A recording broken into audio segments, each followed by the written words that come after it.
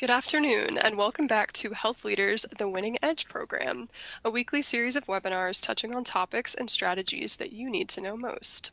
My name is G. Hatfield, and I'm the CNO editor for Health Leaders, and will serve as your moderator for this session. Today's webinar is titled The Winning Edge for Nursing Change Management. Thank you so much to everyone in our audience for participating. Before we get started, for those of you participating in the live program, I have a few housekeeping details. Note that an on-demand version of this program will be available on our YouTube channel on Friday and can be accessed through our website, healthleadersmedia.com. To ensure that you can see all of the content for the event, please maximize your event window and be sure to adjust your computer volume settings and/or PC speakers for optimal sound quality. Next, you will find a resources list for today's webinar on the upper right of your screen. Here we have listed the webinar slide deck and some additional materials for you to download, along with a registration link for future The Winning Edge events. At the bottom of your console are multiple widgets you can use. To submit a question, click on the Q&A widget. It may be open already and appear on the left side of your screen. You may submit questions at any time during the presentation. However, please note that it is likely that your questions will not be answered until the Q&A portion of the program. Finally, should you experience any technical difficulties during today's program and need assistance, please click on the Help widget, which has a question mark icon and covers common technical issues. At this time, it is my pleasure to introduce our panelists for today's discussion. First, we have Stefanie Beavers, who is the Chief Nurse Executive at OU Health. We have Theresa Dillman, who is the Chief Nursing Officer at Plainview and Syosset Hospitals. And last but certainly not least, we have CJ Marbley, who is the Chief Nursing Officer at University Medical Center New Orleans and Chief Nursing Officer and Chief Operating Officer at New Orleans East Hospital. So thank you all so much for joining us today. And with that, let's get into our discussion. So it's great to see all of you. First, I want to have each of you tell me and the audience a little bit more about yourselves and your organizations. If CJ, you want to get us started. Sure thing. CJ Marbley. I'm the Chief Nursing Officer at two different hospitals in our 8-hospital system. The community hospital, New Orleans East Hospital, I've been the Chief Nursing Officer and Chief Operating Officer there for nearly 8 years now. And at the University Hospital, a large hospital in New Orleans that took the place of Charity Hospital after Katrina, I've been the Chief Nursing Officer here for the last year. It was VP of Nursing here for a year before that.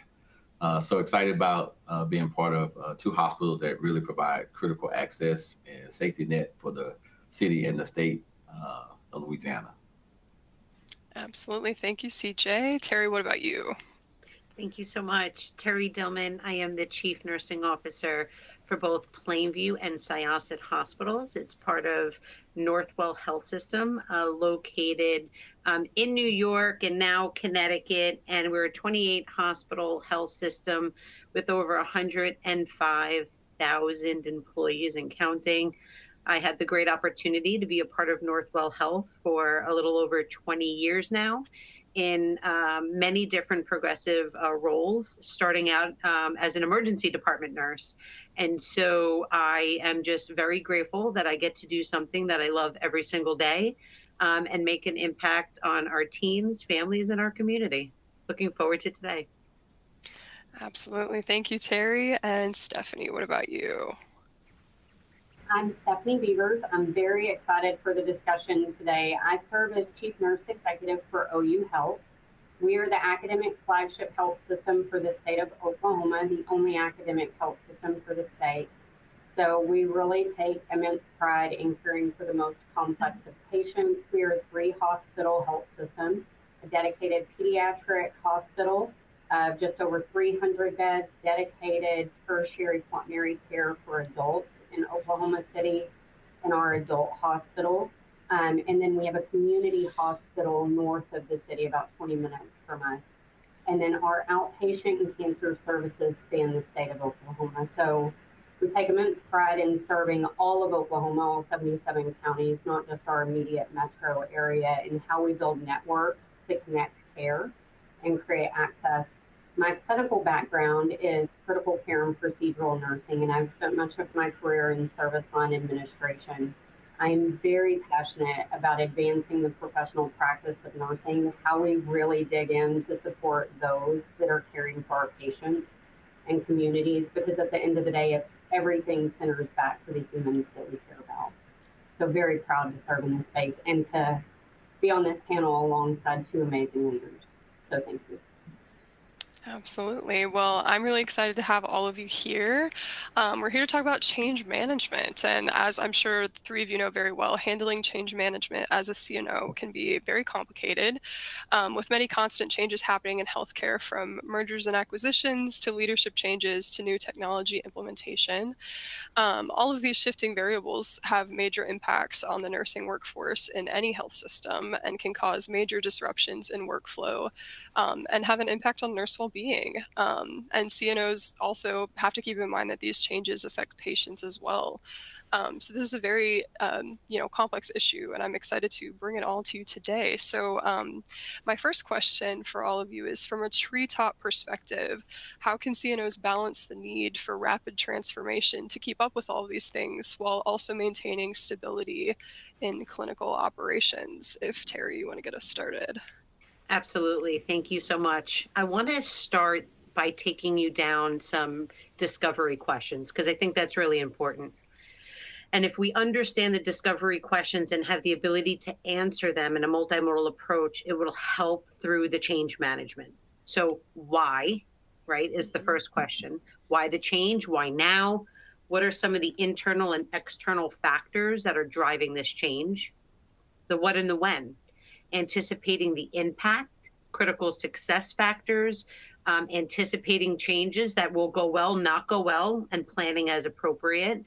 And to really get the interdisciplinary team involved from the beginning with the key stakeholders, right? So that's your who, right? Who are the main groups that are going to be impacted with this work?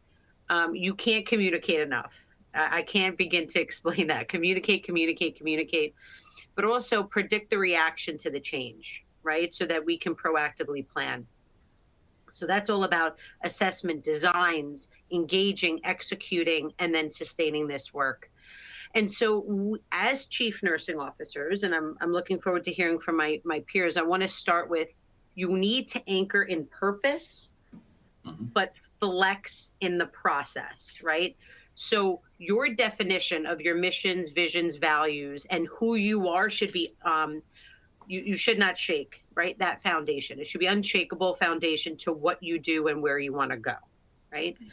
But as CNOs, it's important to be agile and flexible to the how and not the why behind what we do. And so that's looking at workflows and technologies and care models, right, associated with that. And while we're making sure that we maintain that core value for us personally and to our teams and to the community and the patients, how do you lead like with a dual operating system and model, right? So you need to sustain, but you need to be agile. And so I know my colleagues will talk about that. Using data, right, as a fundamental source to drive that risk and change. As leaders, we need to build on psychological security and resilience associated with it. So fail hard, fail fast, and get up, and let's continue to move forward, and provide that an environment of acknowledgement of uncertainty at times, because I think that's important. We're not going to know all the answers. We can't pretend to know all the answers. How do we institute continuous learning, right? You know, our health system, I mentioned Northwell Health, when we talk about change management, we just went through our wave one of Epic implementation. So really changing our entire EHR. So change management's at its finest. And so aligning technology with real clinical reality. So I think the human centered design regarding this should be that the digital enhancements should improve care and not hinder the workflows. And I think that's important to, I mentioned earlier, to get the key stakeholders involved, whether that's, IT, finance, ops, et cetera, being at the table at the same time to make sure we get the best product and outcome for our teams and our patients. So that's your treetop perspective. Absolutely. So CJ, what are your thoughts? I I can understand what Terry's going through. I've been through 2 Epic implementations at 2 different institutions here at LCMC Health in 2018, I think, and then in Baltimore when I was practicing there. And it will truly test every part of your system and your communication and how you can manage change. I always look at, you know, as we go through change management, how are we maintaining the mission, like Terry talked about, and also the foundational items that the clinical practice that we need to ensure that we provide every day. I think if you have a strong foundation and you can ensure that you are having consistent care, then it's much easier to build on those really innovative and transformational things. When the foundation is shaky, when you're not sure about the clinical expertise across the board, that's when it's kind of it gets off balance. So, I see it where, we have a lot of innovation happening in our cancer center, in our peri-op area, our ED, our critical care area. But, I recently told my leaders, when people look at think about the quality of care of a hospital, what they're talking about is the care that you provide on med-surg in the acute care areas. And so that's your foundation. And so how do you build, although you have all this transformation and innovation going on, how do you make sure that foundation is core and built strong? And then really getting down into the unit level and talking about change at the unit council level, at the, rounding with leaders and showing the leaders how to answer those questions on a moment's notice at their safety huddles in the morning, things of that nature.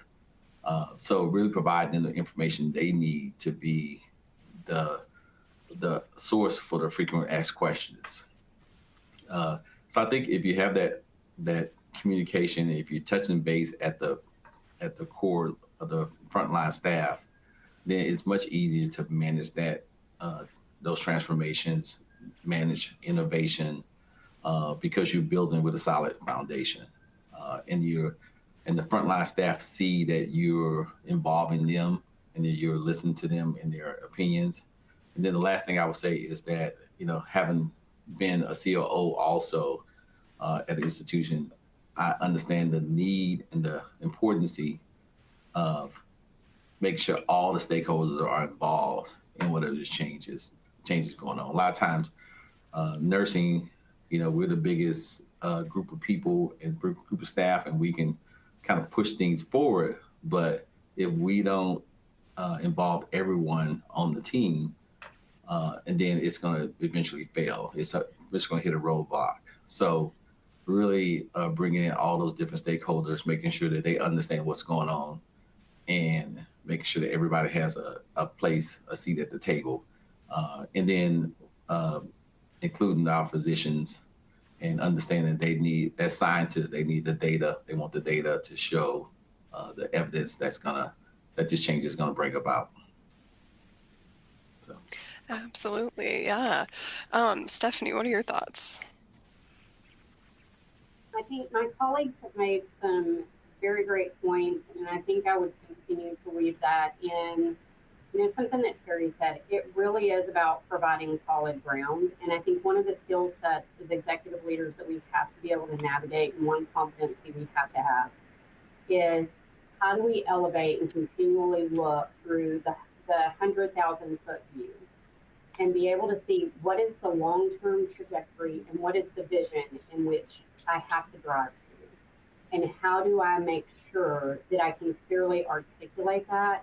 But more than that, it's how do I weave in the identity of our teams? And with that being nursing, from CJ's point, operations is an area we have to all be moving in the same direction. So I think one of the things when I look at this from the treetop perspective and look at it systematically is what will it take to wrap around our teams and give them the support, infrastructure, and framework they need to be most effective? And then How do you work to be really nimble? That was a point that was made that I think is really critical. How do we be nimble and agile when you go through large scale change and transformation? To be really steadfast in that identity and vision, be thoughtful in how you navigate the change so that you don't make sweeping decisions that you have to go back and forth with, because that translates to uncertainty for your teams. So being really steadfast, but also having a sensitivity, going and walking with your teams to understand how do things impact them. What is it that they feel? And then I think at the core of it, we also have to always bring it back to why are we here?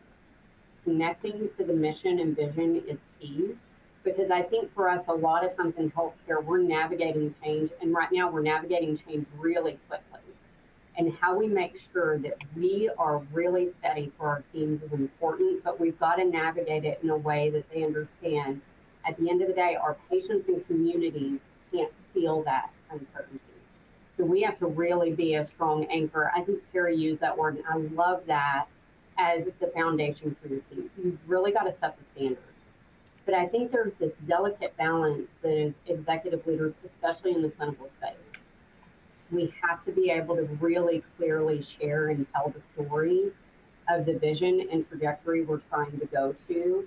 What does it look like to be sensitive, to talk to our teams, to understand what it is that they're working through? Is what we're putting in place effective?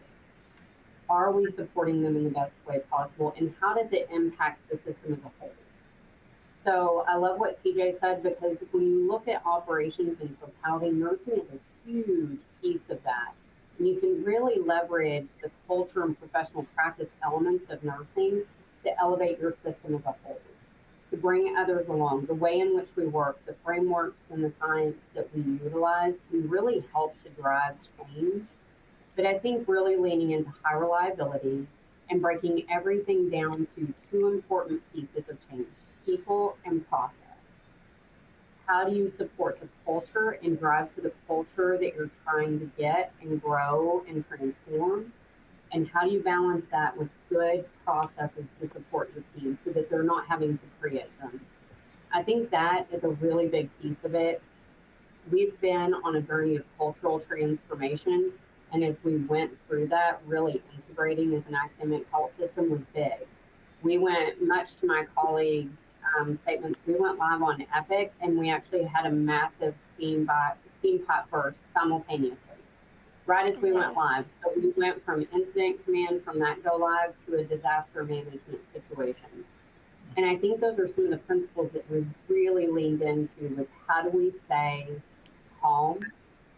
How do we be sensitive to the situation, and how do we lead through it looking at what is most important? And I think the other piece is, what do I have to do today to support my team to mitigate any risk and maintain high quality care, leading with data? Data is key. What are the measures of success to keep us safe? But then always looking ahead to where do I need to be 6 months from now, 2 years from now, 3 years from now, and making sure you're creating that roadmap with vision is one of the big pieces to drive stability through times of uncertainty and change within the organization. Absolutely. And these are all great points. I'm hearing from all three of you. It's important to have a strong foundation in communication and making sure that the frontline is involved. And so that's what I kind of want to get into with this next question. When enacting new policies or processes in your organizations, what sort of signs of resistance to change do you look for among your nursing workforce? How do you identify those? If CJ, you want to get us started. Sure thing. You know, the biggest thing I listen for is silence. So silent acceptance. You know, nurses and nurse leaders have an opinion about almost everything, and so if we're, enacting a new policy or procedure or process, and there's no feedback on it, then I get really worried about that, because the silent acceptance is showing me that they're kind of disengaged and not really understand the impact of whatever this change is. The other thing that you can see sometimes is just not, declining participation as you go to your team huddles and your councils, and you see, decreased participation in those, people becoming more and more disengaged, that passive compliance, finger pointing, we start to see some of that. That's where you see that there's some misalignment of value, some misalignment of shared expectations. And so it's really kind of getting back down to the root of, was this a top-down change that we didn't get any feedback on? Or do they feel like they're being forced to do something that goes against what our mission, vision, and values are, or something that's they're having trouble really communicating to the frontline staff the reason behind the change? And that means that we simply didn't include them or hadn't educated them enough on the change. So those are some things I look for, and tells me that I'd have to go back from the starting spot and really dig into what the issues are. Mm-hmm. Absolutely. Stefanie, what are your thoughts? I really like what CJ said about the silence. You don't think about it, but when there's no one that speaks up about the change, it can actually be telling. Number one, it can be a really good pulse and data point of the culture within different areas. But one of the other pieces, when I think about policy and process change, big policy and process changes, really being clear on what is the problem we're trying to solve. And having a pulse on what the teams are experiencing. And I think it's always interesting when you start to talk to frontline teams. And I think sometimes you have to really be thoughtful in how you listen. Well, we've always done it this way. Or the other piece is, I think, taking policies and processes to your frontline teams to talk about, number one, what's the why and what's the problem we're trying to solve. Because I think often we do a lot of the process changes and we have not really clearly identified the problem. And so when you do that, it's another thing for the team to do. So is this a process and policy that our teams can actually effectively do? And so watching how they work, watching what ways do they navigate the new process or policy change, I think is important, because often we put things in place. So it's just having a conversation about our policies with blood product administration. Well, if we write them and we don't have a nurse and physician walk through all of the elements, and is this how it actually works when I'm at the bedside, then we will miss the mark. And what we will do is create environments where our teams are going to create a workaround.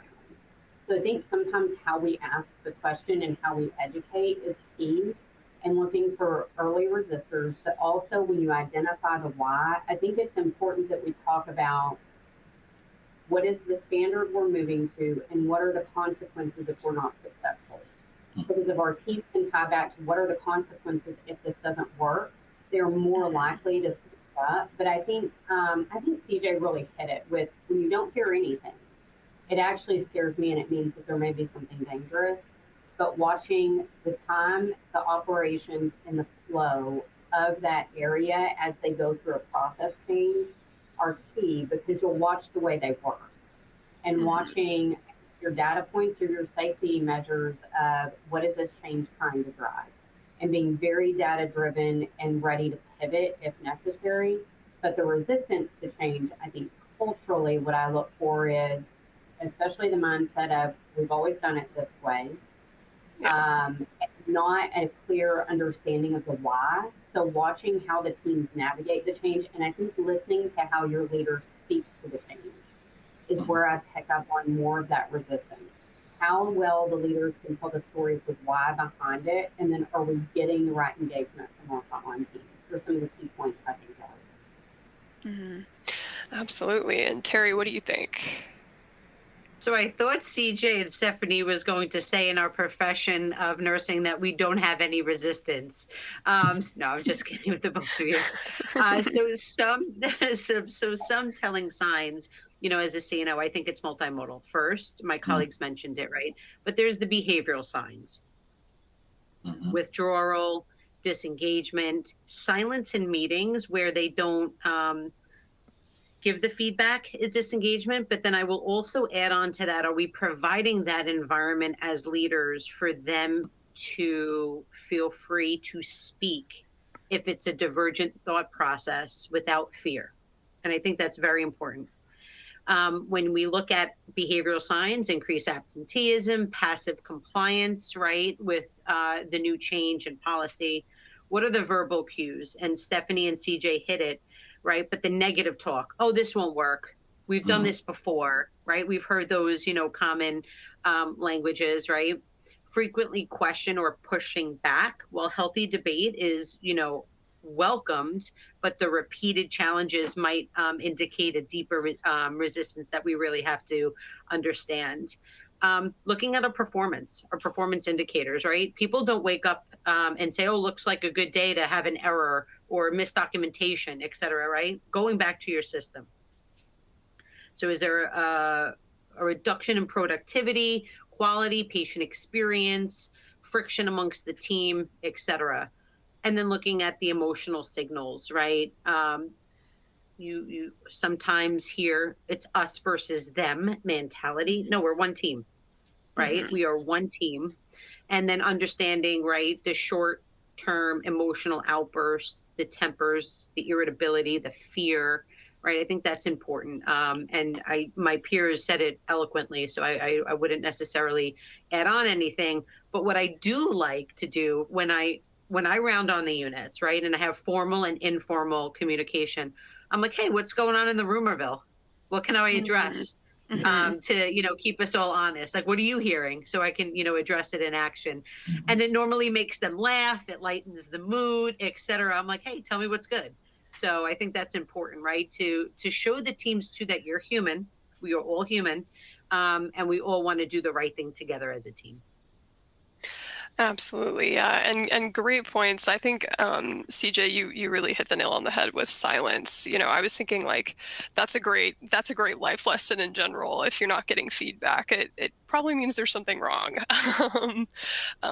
Yeah, so I think all of you have touched on this a little bit already, but how can CNOs make change management strategies more inclusive of that frontline nurse inputs?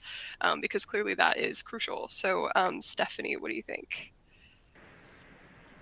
So I think one of the easiest ways that we talk about this within nursing is, of course, we talk about shared governance and some of those forums that we have that, of course, give our frontline teams a seat at the table.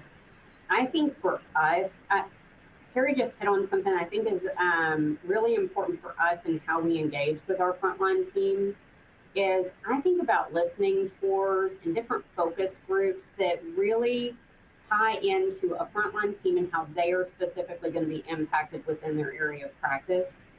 And when I think of that, what really struck me with what you said was we have to be very thoughtful of how we receive their feedback because they are watching and they're observing if we're giving them a safe space and what we do with their feedback.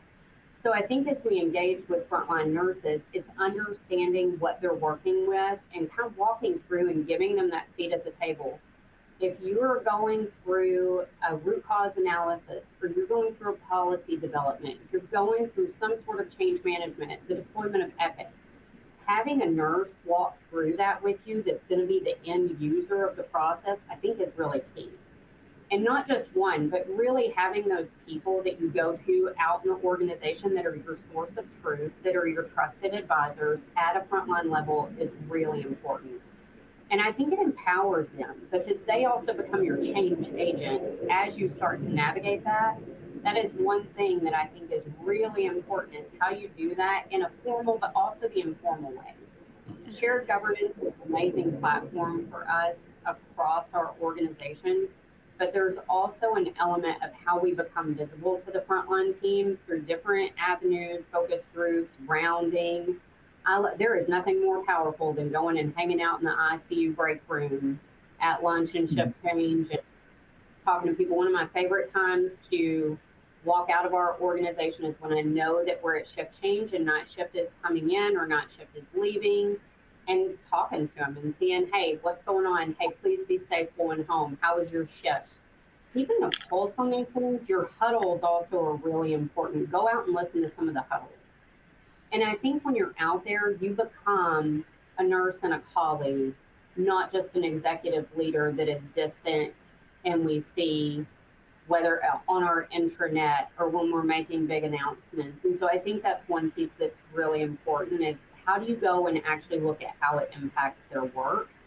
And then how do you take that back and consider and be very sensitive to it? And I think also being able, it gives you a chance to articulate the why. Why would we need to change this? Hey, what we're doing, this kind of sounds like we might have a safety concern or we might need to tweak the process. What would it look like if we did X? Can be really powerful for them. But I think when you said that a moment ago, it made me think of how we respond can be really key in giving them a safe space. And do they feel like this, if we shut them down, they'll stop talking to us. And that creates a challenging power dynamic that we have to mitigate and steer clear of. Mm-hmm. Absolutely. And Terry, what are your thoughts?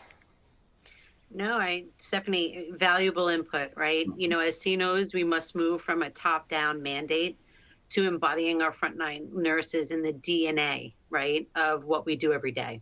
So my colleagues hit the nail on the head earlier about establishing structured channels, unit-based collaborative care councils, right? We have annual engagement surveys. You know, when you look at a survey, to me, it's a take-home test, right? What are you doing with the information you're getting? We can't make all the changes, but right, how are we closing that loop from feedback and making, you know, the teams and the organization as a whole better than the day it was before? We talked about open forums and town halls and rounding on the units. I like to I will pick team members throughout the entire building and do a cup of joe with the CNO. We take nurses out to dinner. We have a CNO advisory council. And I think that's important, right, to have that. But involve the nurses in the co-creation of this work. This is not my council, right? So if you have a CNO advisory council, are there clinical nurses co-chairing these councils with you? I think that's important to have that. Every year, we present out our nursing annual accomplishments and our reports to our chief nurse exec for Northwell Health, right? I'm opening it up and I'm closing it. But it's my clinical nurses, my A&Ms, my managers and directors that are presenting the work that they do every single day. And that's important to make sure, right? Because this is their work. And then from a succession planning perspective, you're building up the future. And so, you know, CJ mentioned this earlier, right? When you're working with physicians, you know, and other execs, data, actionable data that's transparent is very important. So you want to share performance metrics, right? Because if our team members don't know the data, how are we all rowing in the right direction? And I think that's important. And I love recognizing and rewarding our teams. And some of it's just micro education for small wins along the way. And it's important when we close the loop, right? I will always remind the teams, you asked and we did. This is not my recommendation. This is something that you wanted, and I wanted to thank you for that. And we did this because you had a voice in the decision-making process that affects your work. You have to close that loop and letting know this was your idea and recognizing them for that. Mm-hmm. Absolutely. And CJ, what are your thoughts? Yes, you know, Terry and Stephanie really hit on the key points to this. Like, it really goes back to empowering the frontline nurses to be involved in decision making and bringing them into the room, you know, like, you know, that's a place in the room where it happens. It really connected them to the strategic plan of the hospital or the organization. So how does their daily work align with the big strategic plan of the hospital? And can they tie those two things together? So they don't feel like that we're just kind of sending edicts down for them to do. Is, no, this work you do on this day, on this Tuesday, is going to help. It ties into the whole strategic plan for the organization. And when you can align all those things at each level, then you get more buy-in from the frontline nurses because they see how they play a part in that. And then when it's time to present or recognize, we'll recognize them from that level, from the frontline level on up, and how we achieved this goal or got this recognition. And then, we often, Terry hit on earlier, when we all want to say we have a questioning culture, but is it truly a questioning culture, or can we handle the questions? And that means that, of all, you're in a room full of nurse leaders, and there's always going to be one that's going to ask more questions than the other. And sometimes you just got to let some of those questions go. So it opens up the floor that it's okay for other people to ask questions. Absolutely. Even when you think, okay, they've had enough questions, like, okay, let's just keep going. Because the moment you react negatively to something, then it shuts down other people. And so it's creating that questioning culture, creating a way, teaching them how to ask questions, how to be in these forums. Because if I'm going to bring you in to the room and have you talk about this project that's on your unit that ties into the strategic plan, I want to prepare you to how to operate in that space. Mm-hmm. And so everyone sees their how their work is impacting the organization. The other thing we do is at the community hospital, we do a breakfast with the exec. So each month, a different executive sits down with breakfast from employees from not just nursing, but for all over the hospital, for every department. And we ask questions. We ask a few questions, but we really just want to get feedback from them. And we create a stoplight report from that feedback, and we give it back to them. Like, here's what you said 2 months ago. This is where we are on that. So we create that stoplight report so we can get the information back to them as they give us suggestions and talk about our changes and how we took their suggestion, and now it's part of our strategic plan for next year. Really kind of tying those things in. So that's really has helped people be more aligned. And the bigger university is a little harder to do that. So we have to really get out to the unit councils and the shared governance councils and work through those levels to really align the work together. Absolutely. And these are all great insights. And at this point, I'd like to remind everyone in our audience that you can ask live questions of our panelists. As a reminder, if you're participating, to submit a question, click on the Q&A widget at the bottom of your screen. It might already be open and appear on the left side, and your questions will remain anonymous. So jumping off of this point in the conversation and getting frontline and nurses involved and making sure that everybody feels comfortable and safe to bring up issues if they have feedback. What communication channels or practices do you feel are most effective for engaging nurses during these organizational times of transition? If CJ, you want to get us started. It is, there's no right answer to this. You have to have use all the tools you have. I'm even thinking about, creating a TikTok channel for because it's, the days of just sending out an email and that's enough. That's it. That doesn't work anymore. So I'm really big on relationship building. So it is going to, like I think Stefanie said, going to the break room and having lunch with them, making sure information is in the daily huddles at the unit level, the town halls for nurses. Like Terry said, breakfast with the CNO, coffee with the CNO, things of that nature. You have to really kind of hit it all levels. We started a thing at our university hospital where we give them 4 to know every month. So here are the 4 things you need to know this month, what's going on. And we talk about, one is an operational thing, one is a quality and safety thing, one is a financial thing, and one is a mission-driven item. So here's what we're doing in those areas this month. And so the question, then you can kind of go to the unit level and walk around on the unit, talk to the charge nurse or talk to a staff nurse and say, hey, do you know about the for the no to this month?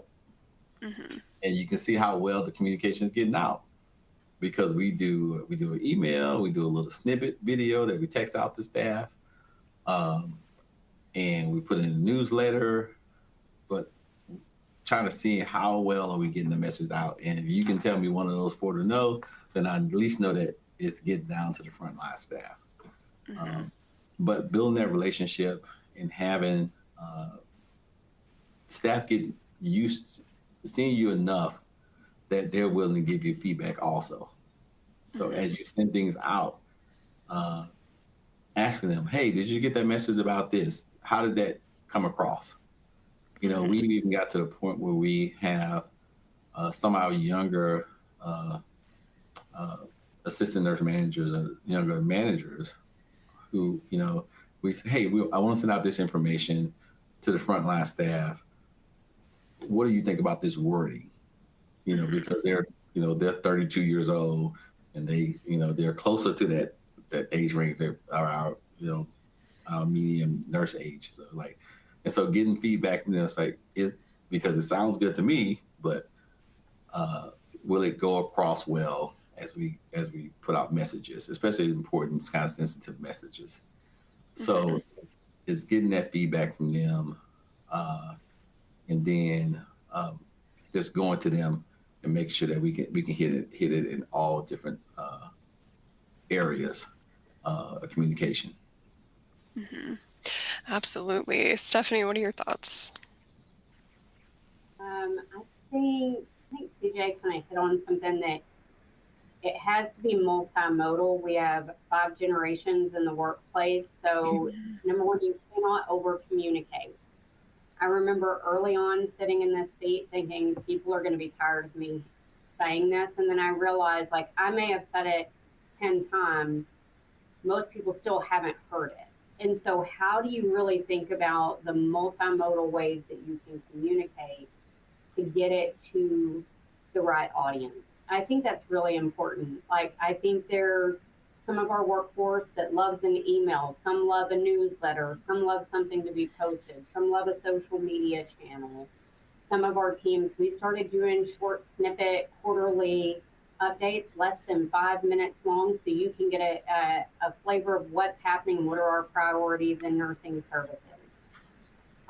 So I think there's many channels, like, and you have to leverage everything and exhaust all of those resources. But I think there's also a piece of it in we can only be so effective in an executive seat and cascading communication.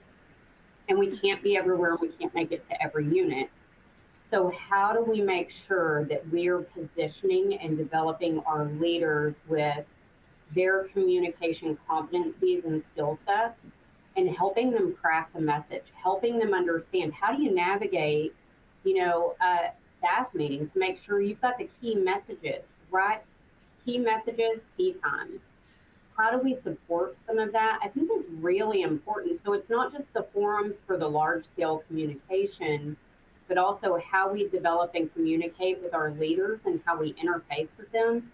Because I don't know about for you guys, but my managers being armed with communication tools and building their confidence is one of the biggest things that I have found. Like, they really want to know, how do I navigate this hard communication of change and make sure that I'm saying it the right way and delivering it the right way? Because when you're going through times of transition, we want them to be empowered, and how we grow them is really important. So I think having different networking opportunities for them, having different communication channels that we help them hear it from us and how we would message it so that they can go and mirror that. And I think it's that art of storytelling.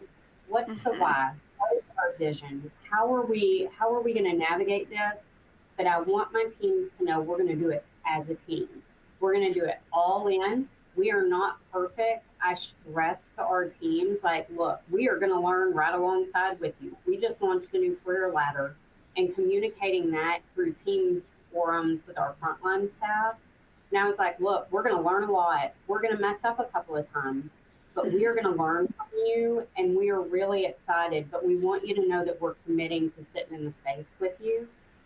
And sometimes just saying those vulnerable pieces of, we know we're not perfect, we're going to do this, we're going to monitor it for a period, and leveraging those communication methods, I think is important, because I think our teams need to know we have to be nimble, and it's sometimes transition is really tough. Change is tough. But steady and consistent messaging, that how we leverage our leadership layers to empower them, and making sure what forums are they using, what mechanisms are they using, do they consistently communicate with different methodologies? And I think the other piece that I go back to is making sure when we're communicating during times of transition that we take a moment to listen, to understand. Don't listen to respond. Pause and sit in it with your teams and listen to understand what they are communicating back and what their experience is. And then I have a sticky note. It lives on my computer, and it says wait, and it stands for why am I talking? So that sometimes you give your team space in these communication forums and channels to have dialogue. And I think that's important, because it's easy to have that top-down communication channel, but sometimes you have to really sit and reflect on what's happening and where is it landing. Just going back to if it's silence when you roll out some of this and you share a transition, something's off. Either the message is not getting to the end user, or it may be how it's received. And so thinking through times of change and transition, what is the message I need to deliver, and how is it being received, and what is the perception, and being sensitive to that so that your next round of communication is in tune and in lockstep with what your team's experience is, one of the pieces. But I really think this is an area of how we leverage frontline leadership and how we empower them to carry it forward and to wrap around the teams that are impacted by it is really an important space for us to lean into as executives. Absolutely. And Terry, what are your thoughts? Stephanie, I'm so glad that you mentioned that, right? Because you can't be everywhere all at the same time. We talked about today, as CNOs, we oversee, multiple buildings, right? And so what is that approach? You mentioned your, direct reports, your managers, your directors, right? It needs to be bi-directional, right? If they hear something, they need to say something, escalate it in real time, so we can address the myth busters as well. And then when we're having that face-to-face communication, leadership rounding, that we're addressing it in real time. And I think that is so important that you said that. And I'm glad you did. And then my colleague CJ mentioned, right, the digital channels, right? And I'm going to be vulnerable and share a storytelling moment here. I was precepting a master's student. I had no social media whatsoever. And she basically told me that I needed to get with the times. And she built my Instagram page and my LinkedIn page. This was years ago. And she asked me a question. And that's where I'm like, wow, I'm missing a link here. She goes, what do you want your handle to be? And I look at her and I said, what's a handle? And I knew that I had to really change the way, right, I communicate lead for the multiple generations. And that's how they communicate, right? CJ, you mentioned TikTok earlier, right? That's micro education too, to certain generations at their finest, right? And so having that feedback mechanism that you guys mentioned, emotional intelligence messaging, really making sure you're validating their emotions and their response behind the change. And then I'm also going to mention one additional thing is peer-led sessions, right? Stephanie said earlier, I can say this 10 times or till I'm blue in the face. But once you have a clinical nurse, right, or an influencer on the unit that develops the same messaging and training, it's going to be relatable in a different way. So know your people, know your strategy, and making sure you're consistent with clarity would be my additional points on that one. Absolutely. Well, thank you all so much for this excellent discussion. I'm sure we could keep going for a whole another hour about this if we wanted to. But this does bring us to the Q&A portion of the program. So we would now like to invite you in the audience to ask live questions of our panelists. Once again, as a reminder, if you are participating in the live program, to submit a question, click on the Q&A widget at the bottom of your screen. It might already be open and appear on the left side of your screen. And please note that your questions will remain anonymous and will not be viewed by audience members. So as we give these a moment to come through, I also did want to ask, what skills should CNOs work on developing to make themselves better leaders through periods of change? If Terry, you want to get us started. Absolutely. I mentioned this in the beginning, and I'm going to say it again. Everything starts with a vision, right? So, what is your strategy, and how do you align those nursing goals and strategies to the overall organization, and then to the enterprise, because it needs to be bi-directional, and there needs to be alignment. And then how do you advance your communication, which we've talked about. Again, you can't communicate enough in that work. And so, right, when you look at AONL's core competencies, one of the first competency, right, from every level in leadership up to the nurse exec is what? Effective communication, which we talked about. So how do you deliver that message, timely, transparency, across all levels? And, Stefanie said this earlier, active listening, having, true emotional intelligence, right? Leaning in, self-aware.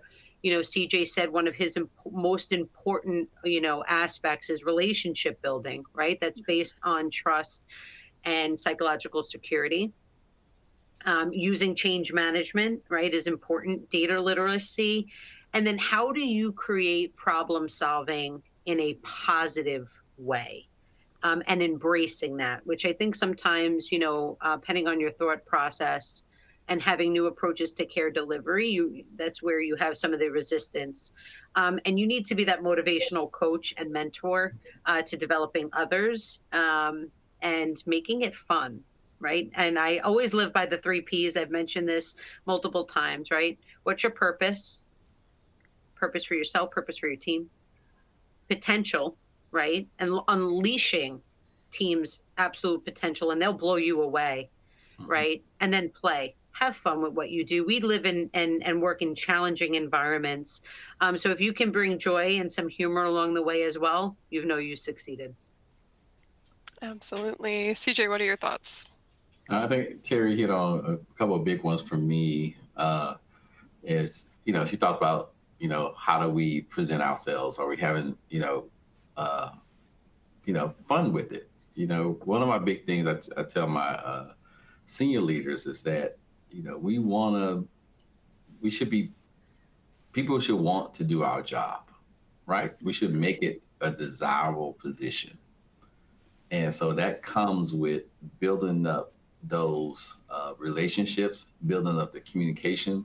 And Stefanie said, do we listen to understand? That is so key. And, building the trust that Terry talked about. And trust is really do our actions line up with our words, right?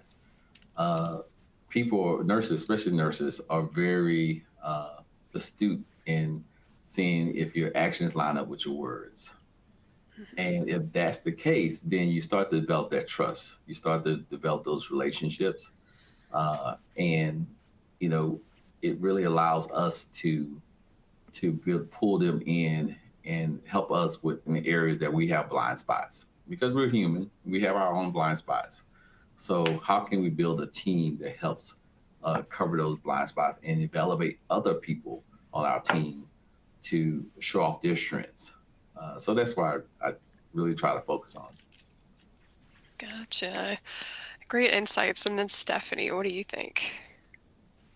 I think both of my colleagues have given some great insights. And I think one thing I would build on is, for me, when I stepped into an executive seat, probably the most important thing, and I didn't realize it at the time, was building a national network and building a network with other nurse executives that are sitting in the same space.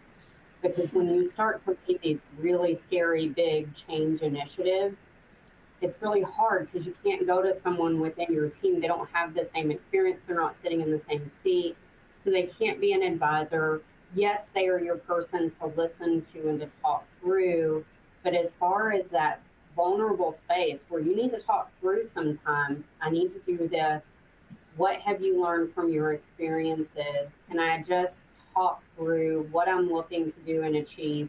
Because sometimes like conversations with colleagues like Terry and CJ's can be absolutely just the anchor that we need sometimes of saying, hey, I need some help, or can you look at this for me and kind of sit in the space with me? Look at how I might, what are my blind spots, to CJ's points? What are my blind spots? What am I not thinking about? What was successful for you when you led a similar change initiative? But having a safe space is really important. And I think that we have a really good network of nurse executives across the country that can lean in and help one another through that. Because I think sometimes what we don't always talk about, or we in our seats don't always have the ability or vulnerability to talk about, is it can be scary when you're leading these big change initiatives. And I'll say for me, the skill set that I've really leaned on is that network. But my first thought is, what risk am I going to cause to the organization, and where could I potentially break something? Where could I break something, and where are my points? And I mean the big failure points. You're going to have failure along the way, but is there any high risk that I could really put something in place that could hurt someone? And so how to work through that. And I think leveraging complex systems theory and thinking about how do all of the pieces fit together. If I'm going to go forward in a big change initiative, who are the most important stakeholders for me to have alignment with, that I can have a unified front, that we are leading hand in hand, that we are working through major change together, so that we have a support network at the highest level of the organization. That role modeling is key. As we've gone through a cultural transformation, also our chief medical officer, her name is Dr. Carolyn Klopp. I could not be more grateful for her partnership. Because if you walk through major areas of change, that role modeling at the highest level of the organization for your chief medical officer and your chief nurse is huge. It shows your teams how we work together and how we support each other, all the way from the top of the organization to the bedside. And so I think the relationships and the ways in which we collaborate, how we look at things from a systems perspective, is a key skill that when you start to look at, okay, what are the end impacts, who are the key stakeholders, and how do we engage to drive change together and own the whole before your piece. How we do that and keeping the patients and community at the center, because they are coming to us in their most vulnerable time. So how do we keep it steady and consistent and safe for them, with our caregivers at the center of that delivery, is key. But I think that national network has been something that has been absolutely invaluable for going and having hard conversations when I need insights or experience that I may not have had in my career that someone else has led successfully. And it truly is invaluable. And it's one of the intangible leadership skills that we have to work on and develop. I think that it's really been a huge help to me sitting in this seat. Absolutely. And as we all know, nursing is a team sport, and that includes for CNOs. You know, we're all playing for the same team and wanting the same things. So, well, that is a beautiful spot for us to end. Unfortunately, that's all the time we have for questions today. In closing, please note that our next Winning Edge program will be on November 18th, and will cover the winning edge for battling burnout. A live clickable link will appear at the close of this program, taking you to our registration page for the event.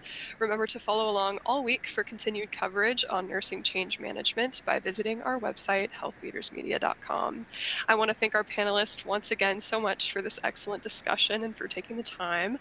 And finally, thank you to everyone in our audience for participating. We hope you've enjoyed today's program and look forward to seeing you during our next Winning Edge program on battling burnout. Thank you, guys.